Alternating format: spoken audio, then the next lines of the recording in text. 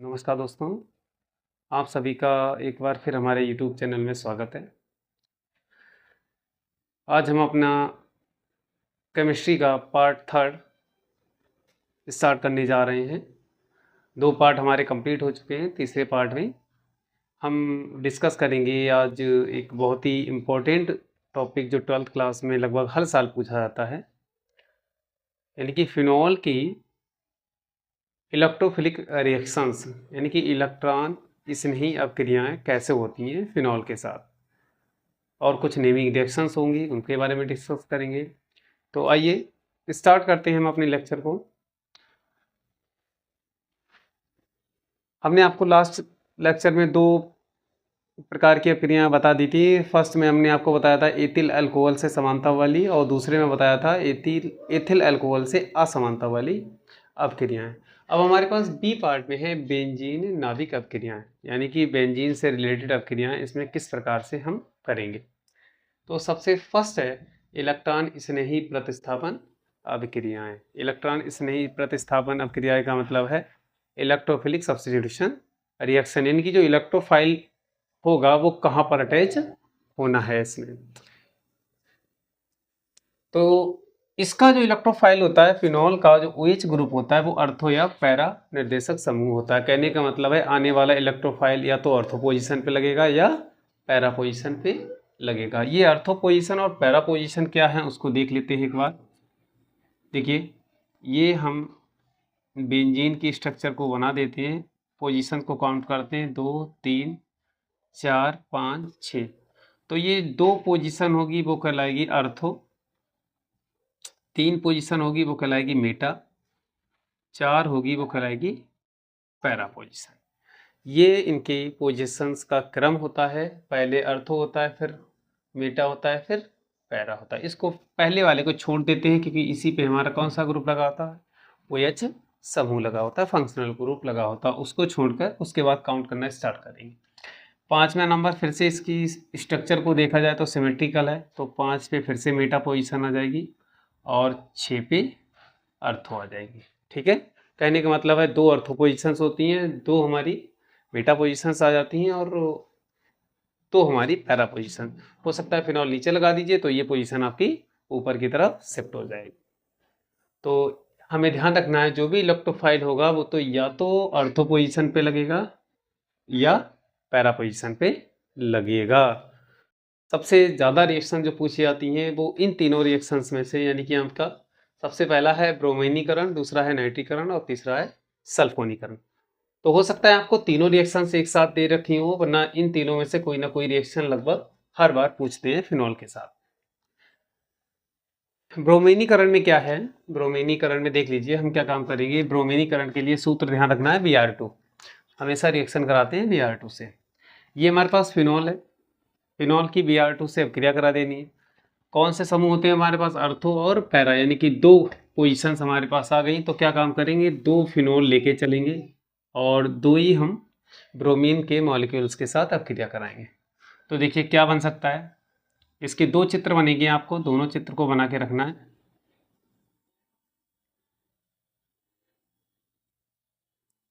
दो पॉसिबिलिटीज होती हैं।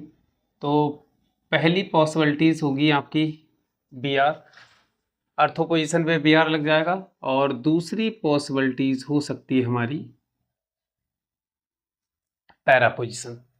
ठीक है, तो आप इसके लिए क्या काम करेंगे, यहाँ से देखिए एक H यहाँ से और एक H यहाँ से, एक हाइड्रोजन को बाहर निकाल लीजिए। क्यों, क्योंकि इसके साथ में हाइड्रोजन लगा होता है जिससे कि आसानी रहे। तो क्या होगा, देखिए 2Br2, यानी कि Br के कितने हो गए, 4 मॉलिक्यूल्स हो गए। तो एक तो यहाँ पे लगा दिया और एक हमने इस पोजीशन पे लगा दिया, 2 बैलेंस हो गए। हाइड्रोजन कितने हमारे पास, 1 और 1 2 हाइड्रोजन और 2 Br हमारे पास बचे हैं। तो इसीलिए हम क्या काम करेंगे, 2HBr को बाहर कर देंगे। तो इस तरह से हमारी ब्रोमीनीकरण की रिएक्शन पूरी हो गई, और इसका जो नाम होगा वो लिखेंगे अर्थो and para bromo phenol. IUPAC नाम के अनुसार अल्फ़ाबेट के हिसाब से जो पहले आएगा उसका नाम पहले, बाद में ब्रोमीन पहले आता है तो ब्रोमो, फिनॉल बाद आता है तो बाद में लिखेंगे, अर्थो एंड पैरा ब्रोमोफिनॉल। अब इसी अभिक्रिया को अगर हम 3 मॉलिक्यूल्स के साथ में करवाते हैं, सॉरी इसके ब्रोमीन के, तो इसकी स्ट्रक्चर कुछ इस तरह से बन के तैयार होती है। ठीक, देखिए एक तो बी आर यहाँ पे लग जाएगा, एक बी आर यहाँ पे लग जाएगा, और फिर जो बी आर होगा तीसरा वाला वो कहाँ पे जाएगा, फिर अर्थो पोजिशन पे लगेगा जाके। ठीक है, अगर 3 मॉलिक्यूल से अब क्रिया कराओगे तो 3 बी आर आपको तीनों पोजिशन पे लगा देनी है। तो इसका नाम क्या हो जाएगा, 2 3 4 5 6। ठीक है, तो देख लीजिए 2 पे बी आर लगा है, 4 पे लगा है और 6 पे लगा है, तो लिख लेंगे 2, 4, 6 ट्राई ब्रोमो फिनॉल। ये इसका आयुपेसी नाम हो गया। जिस पोजीशन पे लगा हुआ है भाई पोजीशंस का मान लगा के लिख दिए, उसके बाद डैश लगा दिया है, कितनी जगह लगा, 3, तो ट्राई हो गया, ब्रोमो फिनॉल हो गया। ये अब क्रिया हमारी हो गई ब्रोमीनीकरण की। बहुत आसान अब क्रिया है। इसी तरह की अगली अब क्रिया रहेगी आपकी नाइट्रीकरण, उसको भी देखते हैं। नाइट्रीकरण के लिए सूत्र आपको ध्यान रखना है NO2। ठीक है, NO2 ध्यान रखना है। अब हम क्या काम करेंगे, फिनॉल की अब क्रिया कराते हैं नाइट्रिक एसिड, क्योंकि यहीं से हमें NO2 मिलेगा। तो यहाँ से अब क्रिया कराएंगे, फिर से वही स्ट्रक्चर बन के तैयार होंगी। 2 स्ट्रक्चर पॉसिबिलिटीज बन सकती हैं, देख लीजिए। अब इसको इस रूप में लिखने के लिए हम क्या काम करें, HNO3 को थोड़ा सिस्टम में व्यवस्थित कर लेंगे। इसको यहाँ से NO2 कर लीजिए और पीछे लिख लीजिए O और H, मतलब एक ऑक्सीजन को हमने पीछे पहुँचा दिया। ठीक है, तो यहाँ से हमें क्या मिलेगा, आसानी से देखिए अर्थो पोजीशन पे हमें मालूम होता है, इस पे आप हाइड्रोजन एक यहाँ से निकाल लीजिए और एक हाइड्रोजन को इस पोजीशन से निकाल लीजिए, क्योंकि हमें अर्थो पे लगाना है और पैरा पोजीशन पे लगाना है। तो 2 मॉलिक्यूल्स इसके लेके चलेंगे और 2 मॉलिक्यूल्स इसके लेके चलेंगे। देखिए क्या निकल सकता है, यहाँ से H और OH मिलके बाहर निकल जाएगा हमारा H2O। OH यहाँ से और H यहाँ से, H2O निकल जाएगा। कितने निकलेंगे, क्योंकि एक यहाँ से निकलेगा और एक यहाँ से निकलेगा, तो इस वजह से इसके आगे लगा देंगे हम 2। ठीक है, उसके बाद हमारे पास क्या बचा होगा, नाइट्रो ग्रुप, यानी 2 नाइट्रो के ग्रुप लगे हैं। तो एक हमारा अर्थो पोजिशन पे नाइट्रो ग्रुप लग जाएगा और दूसरा जो हम कराएंगे वो हमारा कहाँ लग जाएगा, पैरा पोजिशन। एक अर्थो पोजीशन पे और दूसरा पैरा पोजीशन पे। इसका नाम भी क्या हो जाएगा, ऐसे ही लिख देंगे नाम, इसका दोबारा फिर से लिखेंगे नहीं। क्या हो जाएगा, अर्थो एंड पैरा। अब ये कौन सा है, नाइट्रो ग्रुप, नाइट्रोफिनॉल, तो इसका नाम हो जाएगा अर्थो एंड पैरा नाइट्रोफिनॉल। ठीक है, केवल आपको ब्रोमोफिनॉल की जगह पे क्या कर देना है, यहाँ नाइट्रोफिनॉल कर देना। ठीक है, बस नाम चेंज हो जाएगा, नाइट्रोफिनॉल।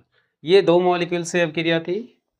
अब हम 3 मॉलिक्यूल की अब क्रिया कराते हैं। 3 से कैसे करते हैं, देखिए सेम 3 में क्या काम करेंगे, केवल इस मॉलिक्यूल के साथ लेके बेंजीन के साथ नहीं लेंगे, क्योंकि 3 की कंबाइन में स्ट्रक्चर हम बनाते हैं। कैसे, देखिए अब इसको एक बार इसको रफ कर देते हैं। ठीक है,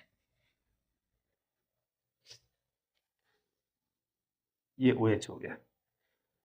यहाँ से देखिए तीनों पोजीशन पे एक H यहाँ से निकाल दीजिए, एक H यहाँ से निकाल दीजिए और एक H यहाँ से निकाल दीजिए। 3 H निकाल दिए, 3 H और OH मिलकर क्या निकाल लेंगे, 3H2O। क्यों, क्योंकि यहाँ से देखिए H और OH मिलकर क्या निकाल सकते हैं, H2O।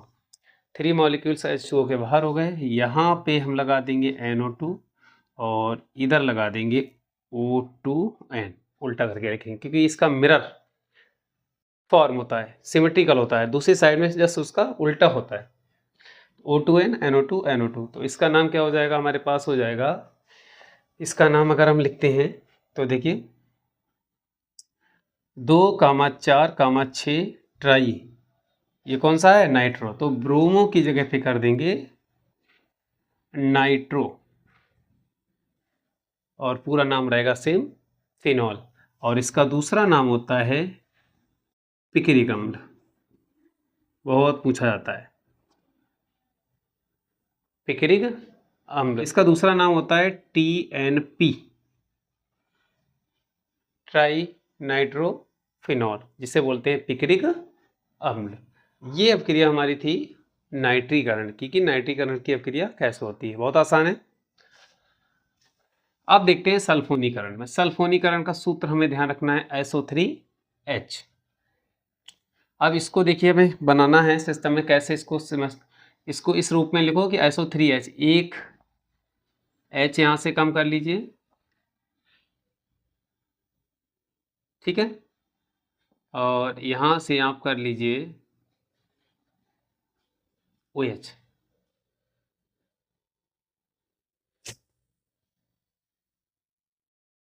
और इस रूप में लिखना है, आगे लगा दिया। H2SO4 को हमने ऐसे फॉर्म में लिख लिया कि इसकी, ठीक है, H2SO4 एक ऑक्सीजन को कम कर लिया और एक हाइड्रोजन को कम कर लिया, उसको पीछे शिफ्ट कर दिया, बाकी उसको सेम जो कहते हैं लिख दिया। तो यहाँ से हमें क्या आराम हो जाएगा, यहाँ से देखिए एक अर्थो पोजीशन पे है हाइड्रोजन सेट होता है और एक पैरा पोजीशन पे हम निकाल लेते हैं। तो यहाँ से ये, ठीक है, इस तरह से निकल जाएगा। तो फर्स्ट स्ट्रक्चर में 2 मॉलिक्यूल से इसकी मल्टीप्लाई करके रिएक्शंस कराते हैं, तो इसकी 2 पॉसिबल स्ट्रक्चर बन के तैयार होते हैं। कौन कौन से होते हैं? एक अर्थो पोजीशन का, यानी कि यहाँ पे लग जाएगा SO3H, और दूसरा लग जाएगा पैरा पोजीशन पे SO3H। इसका नाम जो हो जाएगा अर्थो एंड पैरा हाइड्रोक्सी बेंजीन। फिर उसके बाद है सल्फोनिक अम्ल, AClPHONic, सल्फोनिक एसिड जिसे बोलते हैं। अर्थो and para hydroxy benzene sulphonic acid, ये इसका। तो ये हमारी सल्फोनीकरण की रिएक्शन थी। इसके बाद आता है फ्रीडिल क्राफ्ट एल्कलीकरण। बिल्कुल सेम तरीके से करानी है। फ्रीडिल क्राफ्ट एल्कलीकरण में क्या होता है, देखिए इसमें भी आप H को बाहर कीजिए और H को बाहर कीजिए, यहाँ से 2 मॉलिक्यूल्स को लगा देते हैं।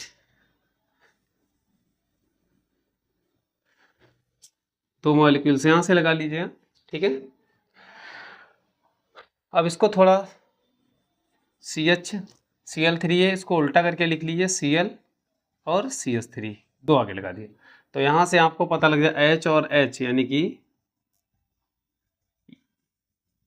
दोनों मिलके 2HCl को बाहर कर देंगे, फिर हमारे पास केवल CH3 बचा होगा, ठीक है। तो OH एक समूह पे यहाँ पे CH3 लगा देंगे और दूसरा पैरा पोजीशन पे CH3 लगा देंगे। इसका नाम होता है क्रीसॉल। इसके बाद आता है फ्रीडेल क्राफ्ट एसिलीकरण की अभिक्रिया। एल्कलीकरण में CH3Cl होता है और एसिलीकरण में CH3COCl होता है, ये ध्यान रखना है, ठीक है। इसको भी फिर से बिल्कुल सेम रूप में इसको उल्टा कर लीजिए, Cl कर लीजिए CO और CH3। निर्जल AlCl3 की उपस्थिति में रिएक्शन कराएंगे, 2 मॉलिक्यूल्स इसके 2 इसके, एक H यहाँ से एक H यहाँ से, H और H 2 H यहाँ से हो गए और 2 Cl यहाँ से हो गए। तो 2HCl हमारे कहाँ चले जाएंगे, बाहर चले जाएंगे।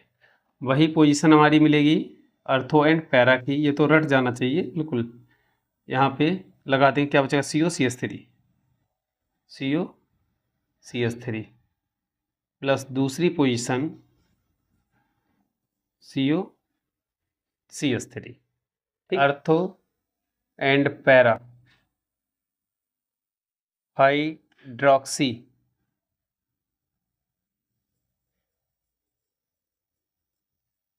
एसीटोन। जो फ्रीडेल क्राफ्ट एसिलीकरण की अभिक्रिया बनेगी उसमें जो आएगा प्रोडक्ट, उसका नाम हो जाएगा अर्थो and para hydroxy acetone.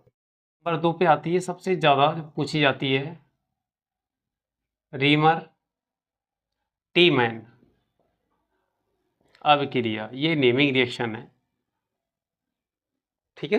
Reamer teamer अभिक्रियाएं, ये रिएक्शन दो पार्टों में कंप्लीट होती है। सबसे पहला पार्ट है कि जब फिनॉल को क्लोरोफॉर्म यानी कि CH Cl3 और प्लस पोटास KOH के साथ गर्म किया जाता है, तब हमें सैलिसिलिक एल्डिहाइड प्राप्त होता है। एल्डिहाइड प्राप्त होता है। ये रीमर टीमर अभिक्रिया कहती है कि जब क्लोरोफॉर्म को पोटास के साथ गर्म किया जाता है तो जो प्रोडक्ट बनता है हमारा सैलिसिलिक एल्डिहाइड। सैलिसिलिक एल्डिहाइड का ये सूत्र रहता है, इसको ध्यान रखना है। अब इसको बैलेंस करना है। बैलेंस कैसे करेंगे? यहाँ पे Cl कितने हैं? 3, तो यहाँ से 3 पोटास के मॉलिक्यूल्स को लेके चलिएगा। तो यहाँ से देखिए इस तरह से माइनस का 3 KCl हमारा बाहर निकल जाएगा, 3 यहाँ से अर्थो पोजीशन पे आप एक हाइड्रोजन को बाहर निकाल लीजिए, जिससे कि उसको जोड़ने में आसान रहे। तो हमारा यहाँ से क्या हो जाएगा, देखिए CH और O, तो CHO समूह को हमने यहाँ पे शिफ्ट कर दिया, तो इसको इस पोजीशन पे हमने क्या कर दिया, CHO समूह लगा दिया, ठीक है। तो इस तरह से ये हमारा प्रोडक्ट बनके तैयार हो जाएगा। और उसके बाद जो हमारा मॉलिक्यूल्स होगा जल का, वो बाहर निकल के चला जाएगा। क्यों? क्योंकि यहाँ से हाइड्रोजन गिन लीजिए कितने हैं, 3 हाइड्रोजन यहाँ से हो गए, 1 4 यहाँ से हो गए, 4 और 1 5 हो गया, ठीक है। 5 में 1 हाइड्रोजन यहाँ लग गया, कितने बचे 4, तो 2 दूनी 4 हाइड्रोजन को ऑक्सीजन के साथ में बाहर कर देंगे। दूसरी अपक्रिया इसी की होती है कि जब फिनॉल को कार्बन टेट्राक्लोराइड की उपस्थिति में पोटास के साथ, कार्बन टेट्राक्लोराइड की उपस्थिति में पोटास के साथ गर्म कराते हैं, तो हमें जो प्रोडक्ट होता है वो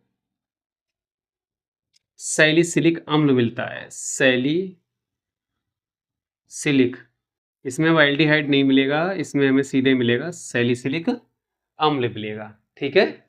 अब क्या काम करेंगे, पोटास, देखिए इसको बैलेंस कर लीजिए। Cl के कितने 4 हैं, तो 4 इसके पोटास के मॉलिक्यूल्स को लेके चलेंगे। तो यहाँ से देखिए क्या निकल जाएगा हमारे पास, माइनस का 4 KCl बाहर निकल गया, यहाँ पे H लगा लो। अब हमारे पास क्या बचा है, COO और H को हमने यहाँ पे शिफ्ट कर दिया। 2 ऑक्सीजन हमारी गई है, अभी 2 ऑक्सीजन रह गई होंगी, तो वो 2 ऑक्सीजन हमारी 2 जल मॉलिक्यूल्स के साथ में बाहर हो जाएंगी, ठीक है। तो ये हमारी कहलाती है रीमर टीमर अपक्रिया। बहुत सबसे ज़्यादा पूछी जाती है नेमिंग रिएक्शन। फिनॉल में अगर आएगा तो उसके साथ में ये रिएक्शन आपकी ज़रूर लग के आती है। फिर है नंबर 3, नेफ्थलीन का निर्माण।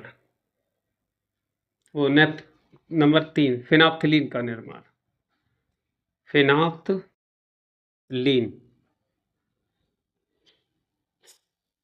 फिनाप्थलीन का निर्माण कैसे करेंगे? फिनाप्थलीन का निर्माण करने के लिए हमें क्या काम करना है, फिनॉल की अपक्रिया, जब हम फिनॉल की अपक्रिया थैलिक एनहाइड्राइड से कराते हैं,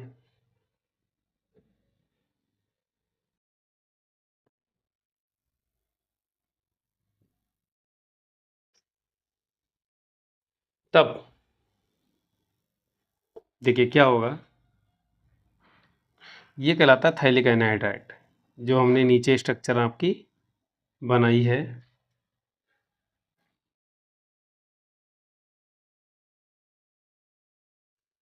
थैलिक एनहाइड्राइड। बेंजीन के साथ में 2 कार्बन और 2 डबल बॉन्ड ऑक्सीजन के साथ अटैच होते हैं वो, इसके बाद एक ऑक्सीजन के साथ ये शिफ्ट रहता है। ये कहलाएगी थैलिक एनाहाइड्राइड। जब अब क्रिया कराते हैं तो यहाँ से केवल आपको जल मॉलिक्यूल्स को बाहर कर देना है, जल मॉलिक्यूल्स को बाहर कर देना। उसके बाद बची हुई स्ट्रक्चर को सेम का सेम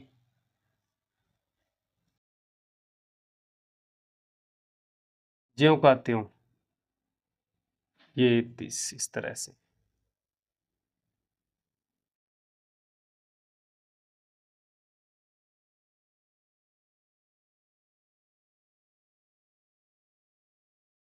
जोड़ देना। यानी कि ये दोनों इसके बॉन्ड होगी वो सिंगल कार्बन एटम से अटैच हो जाएंगे और यही हमारी कहलाएगी फिनोप्थलीन।